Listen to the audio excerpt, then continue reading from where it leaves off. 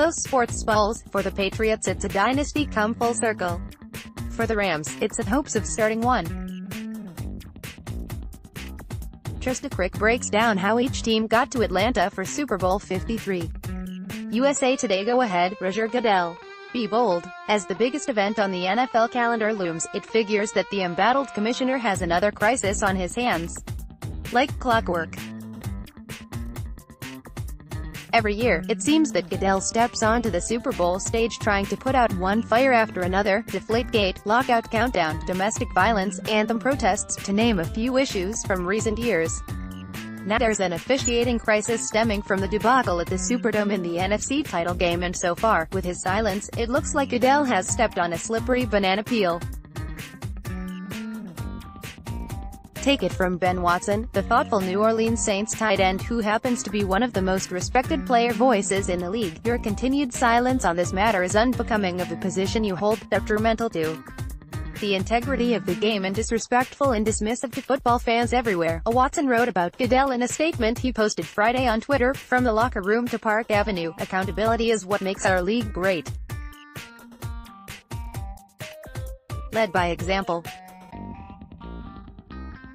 We are waiting. NFL Commissioner Roger Goodell. Photo, Kirby Lee, USA Today Sports. Watson knows what we all know. The Saints got hosed when referee Bill Vinovich and crew didn't throw a flag on the most obvious defensive pass interference case you'll ever see. Rams nickelback nickel Robbie Coleman crashing headfirst into Tommy Lee Lewis before Drew Brees' third down pass arrived.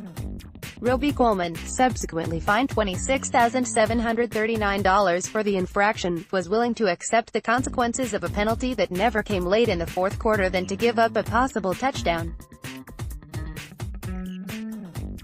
What should Goodell do now?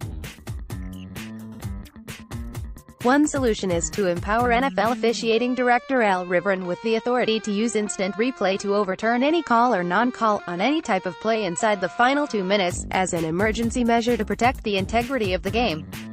I mean, Big Brother is already watching from the replay command center at league headquarters. Goodell can take an out-of-the-box leadership approach as Super Bowl LIII looms and allow Rivera to rule to correct an obvious blunder, even on plays that are not typically reviewable under replay guidelines. In a high-stakes contest, the hundreds of millions can see for themselves on TV. Not that Rivera would use such authority often. Maybe it comes up every 5 years. Or never. Yet the idea is to ensure a safeguard, figuratively like a red button enclosed by glass to be broken only in case of emergency. I'm thinking that would help the NFL restore some lost credibility. Institute a new rule like that now, without a vote of NFL owners, on the fly. Sounds about as crazy as an official missing pass interference and a helmet-to-helmet violation, on the same play. Goodell already has the power to enact such an extreme measure. That's why he gets paid the big bucks, believed to be in the $50 million per year range, to make such major executive decisions. Besides, in Super Bowl LII it seemed like the catch rule was altered in allowing Eagles touchdowns by Zach Ertz and Corey Clement after replay reviews, despite the slight ball movement on the receptions. Last spring, Rivera disputed that standards for a catch were liberalized for the last Super Bowl, even though we saw receptions with ball movement disallowed throughout the regular season. He maintained the Super Bowl TDs were allowed due to a lack of indisputable evidence to overturn. More, Super Bowl hero John Riggins now fighting to get more money for older NFL retirees in any event. When the NFL modified the catch rule in March, finally, such movement was allowed. The theory is that the league used a modified catch rule in the Super Bowl, weeks before it was officially adopted by NFL owners.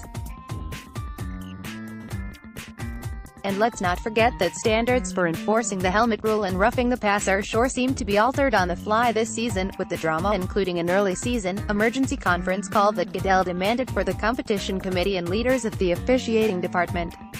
So you can't say what you can't do. Of course, Goodell probably won't take my advice. The issue will undoubtedly roll into the NFL meetings in March, as owners, coaches, officials and others debate whether to expand instant replay.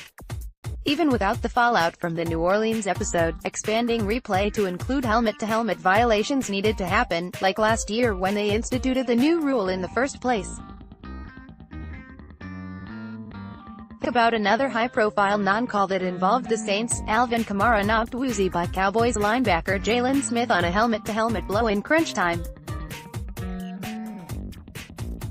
Smith, like the Rams' Roby Coleman, even crowed afterward about his enforcer mentality in breaking the rule.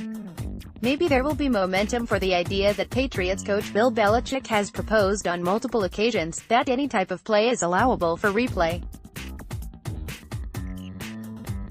I hope so. That wide-ranging possibility doesn't mean there would be replays on every play. Coaches would still be limited to 2 challenges, and a third, if successful on the first 2. It would just mean that a coach could challenge DPI or holding or maybe a chop block if it's critical enough. Any discussion of expanding replay will surely raise concerns about prolonging games. But again, with a finite number of challenges, I doubt the games would get much longer. Besides, the NFL has done an admirable job in recent years in trimming time off the games. The average game time for the 2018 season, 3 hours, 4 minutes, 27 seconds. That's the lowest in at least 5 seasons, and more than 7 minutes less than the 3 hours 11 minutes and 56 seconds mark in 2012. The NFL would be wise now to use some of the time it has saved to close the gap on blown calls. I mean, Mike Tomlin, the Steelers coach who was fined $25,000 in October for criticizing officials, was absolutely right. They need to do better. It should also be noted that amid the Mardi Gras pity party, and in light of the pitiful demonstration by a Louisiana senator in a session on Capitol Hill, despite the real-world crisis of a government shutdown, the Saints still had chances to win after the blown call. But they didn't stop the Rams from driving for the game-tying field goal that forced overtime. And after winning the coin toss to start overtime, Brees threw an interception that set up Greg Zuerlein's game-winning, 57-yard field goal that was no kind of a chip shot. Give the Rams their credit. They are not in LAII by default. The Patriots won in overtime in Kansas City in the AFC title game, with Tom Brady seemingly determined to lead his team to a touchdown, while never letting Patrick Mahomes back on the field. Sean Payton's team, with Brees at the trigger, had that same opportunity in its own stadium, after winning the toss. Just like the officials, the Saints blew it, too. Otherwise, the clamor now might be about changing the overtime rules. Instead, it's about Roger, challenged to come out of hiding while his leadership is under fire. Again,